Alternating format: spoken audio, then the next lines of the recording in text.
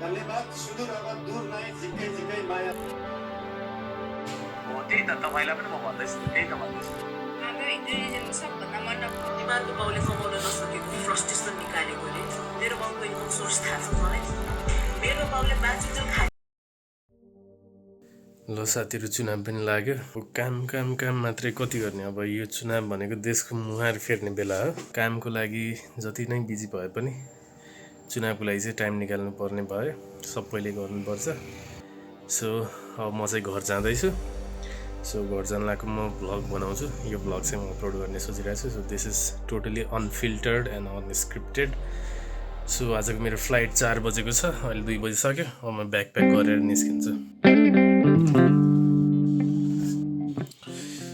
यो soft box लगौँ कि नलगाउँ जस्तो भयो यसले मात्र मेरो ब्याग ठुलो बनाउँछ सो म यो लग्दैन होला एउटा यो पावर ब्याङ्क छ यो वाइफाईको राउटरको लागि हो यो चाहिँ 6 घन्टा जति ब्याकअप दिन्छ सो यो लैजान्छु अनि मेरो ल्यापटप मेरो स्पिकर अनि यो मेरो अर्को मोबाइल सेकेन्डरी मोबाइल भनौँ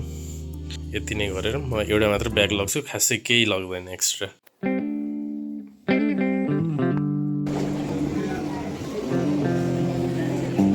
एयरपोर्टमा गएर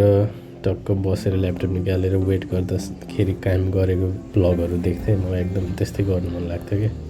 so that was the perfect time for me नेपालगञ्जको यहीँबाट 15 बजी बोर्डिङ पास 6:45 डिले भयो नेपालगञ्ज 2 घन्टा डिले भयो भर्खर बोर्डिङ पास भयो भोक लागिरहेको छ के खानु पर्यो दुईवटा समोसा पानीलाई 275 माइगट दुईवटा समोसालाई 175 पानी 100 रुपियाँ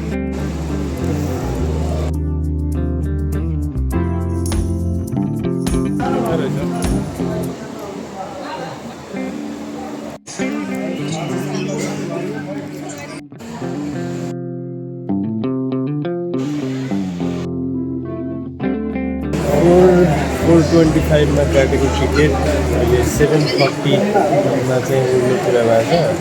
छ लगभग कति भयो 3 घन्टा 3 घन्टा वेट गर्थ्यो अझ म एयरपोर्टको 3:30 बजिरहेको छ 4 घन्टा वेट गर्थ्यो अब हेरौँ नेपालमा चाहिँ आज पुगिन्छ कि पुगिन्न भन्ने भइसक्यो Look at the time here 6:48 PM भइसक्यो 4 बजेको फ्लाइट अझै केही पनि भएको छैन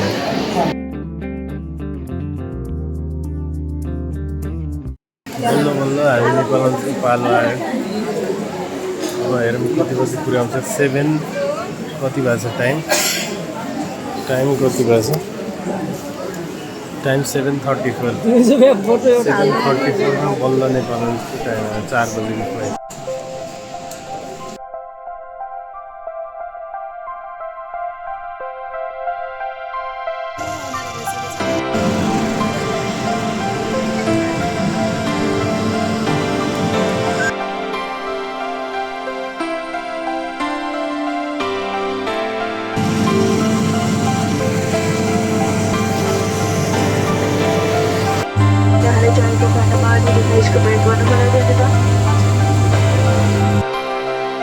अनि जब त्यो 4 घन्टा पछिको त्यो प्लेनले पहिलो टेक अफ लियो त्यसपछि मनमा यस्तो आनन्द छायो र नेपालगञ्ज कति बजी पुग्यौँ थाहा नै भएन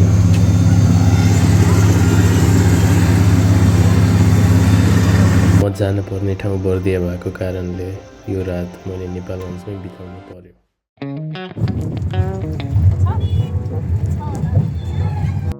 नेपालगञ्जमा बिहानीको सुरुवात स्ट्रिट फुडबाट गरियो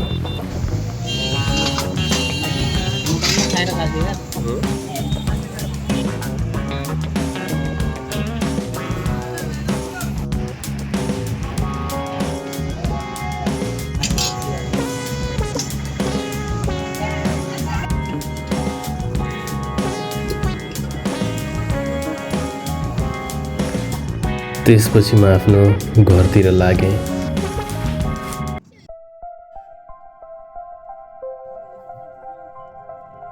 योभन्दा पहिले म वर्षमा एकचोटि दसैँमा मात्रै घर आउँथेँ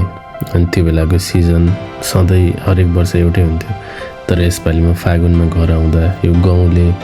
हरियो बनाएको यो खेत देख्दा कस्तो आनन्द लाग्न थाल्यो।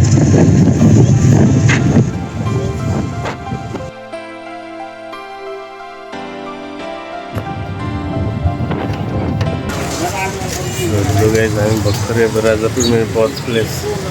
नगरपालिकामा पुग्यो। अब घरतिर लागिन्छ।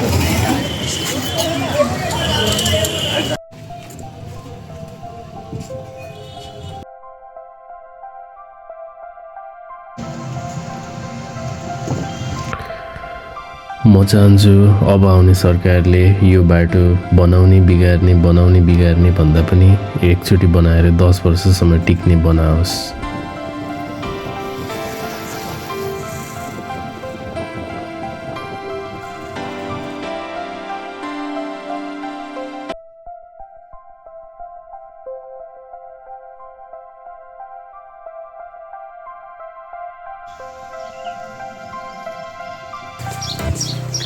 साथीहरू फाइनली म घर पुगेँ।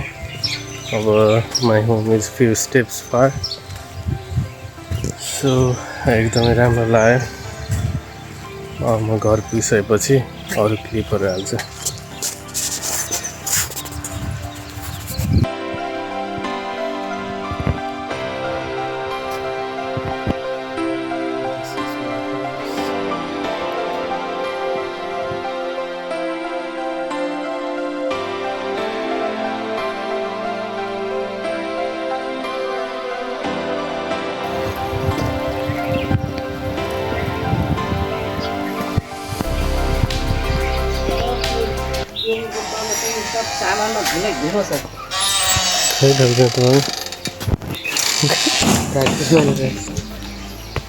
सन्चै हुनुहुन्छ?